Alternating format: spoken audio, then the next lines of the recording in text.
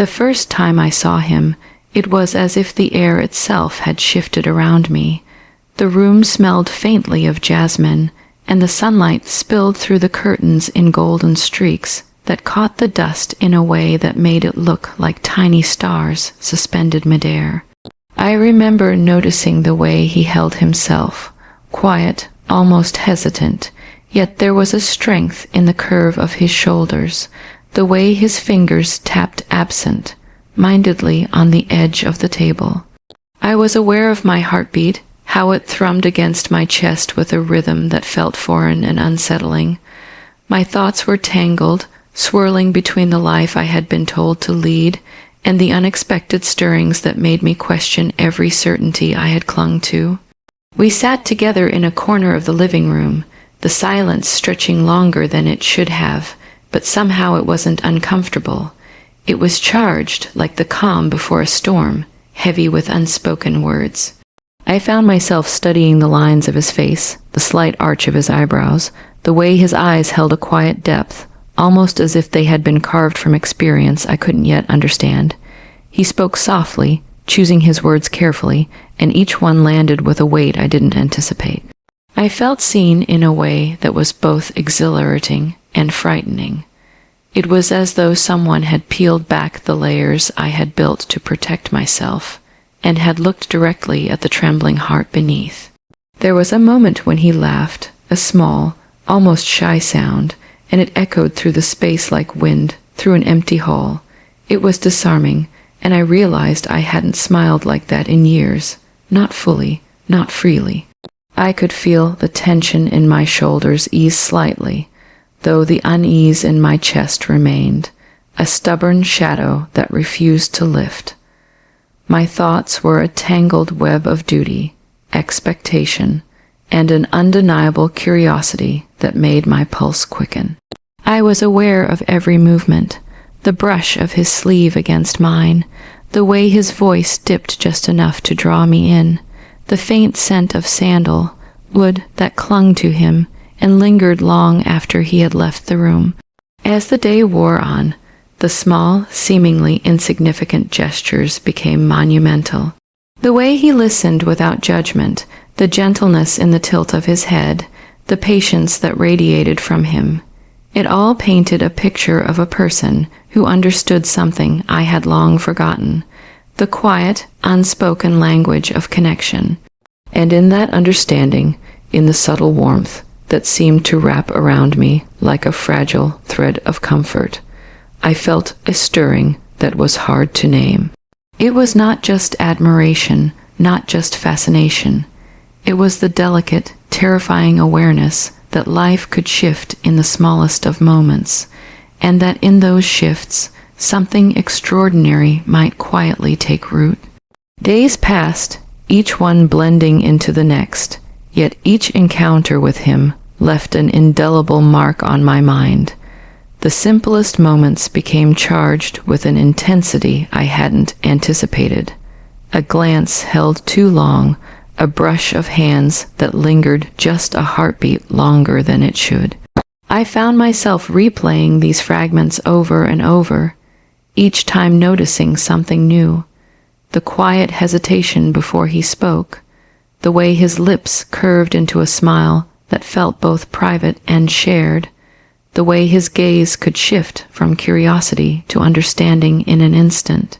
It was in these tiny details that a slow, insistent feeling began to grow, one that tugged at my chest and stirred a restlessness I hadn't known existed. We started spending more time together, often under the pretense of casual conversation, but the air between us was thick with an unspoken awareness. I remember walking beside him through the narrow streets on a crisp evening, the sky painted in streaks of deep purple and fiery orange, the chill in the air making my fingers brush against his by accident.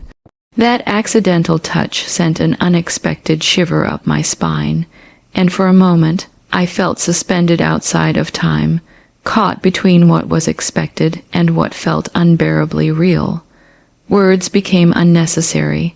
Our silences spoke louder than anything either of us could say. Every laugh, every shared glance seemed magnified, echoing in the quiet corners of my mind long after we parted.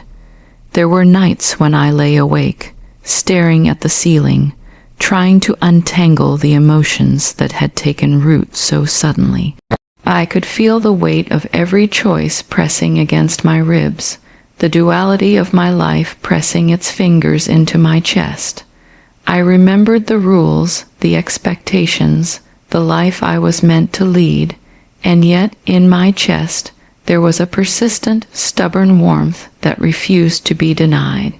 It wasn't about rebellion, it was about discovery, about noticing a depth of feeling that I had buried under years of routine and polite detachment.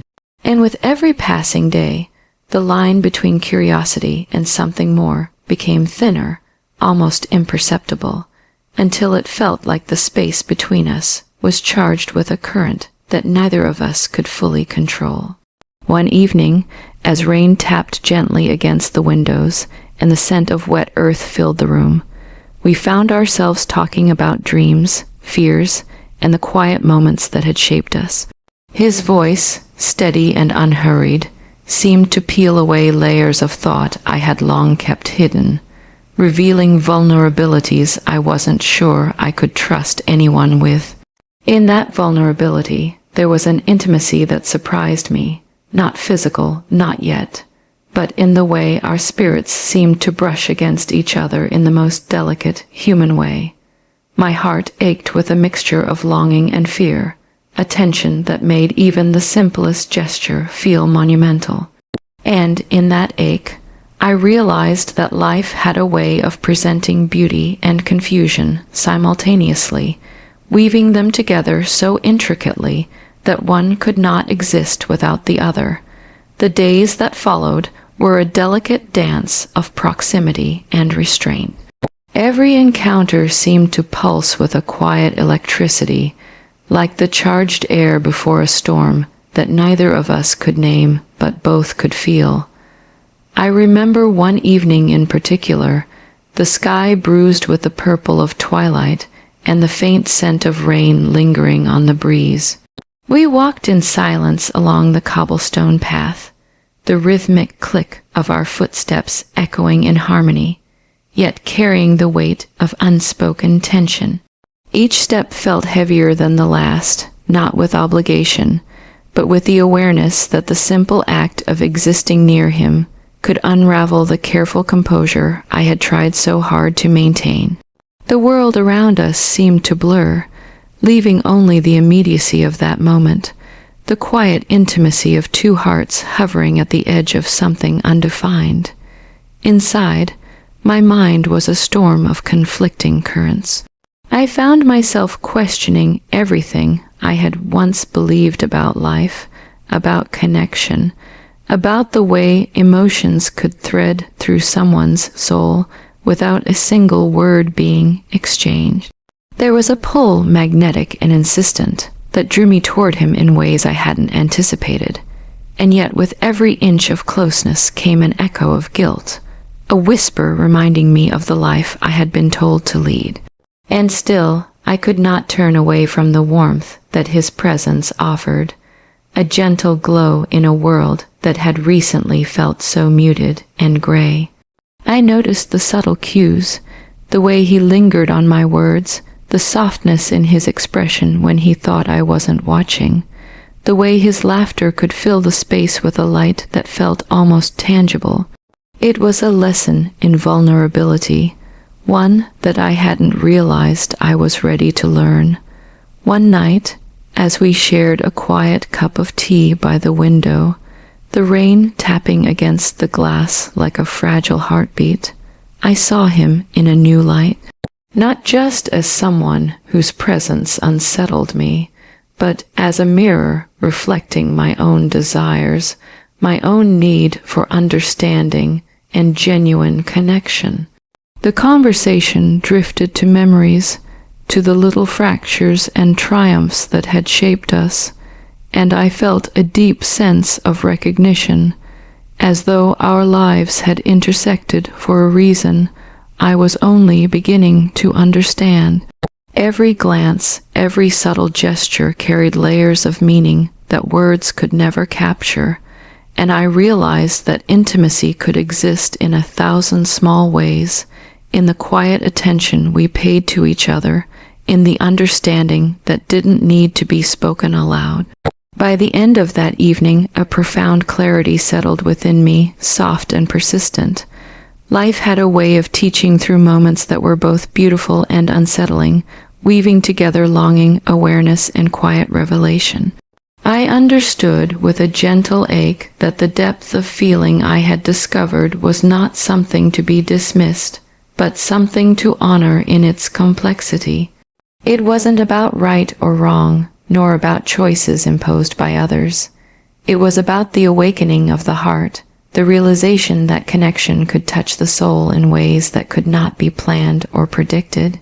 And in that realization, I felt a fragile but undeniable sense of growth, of understanding, and of the quiet, transformative power of moments that linger long after the world has moved on.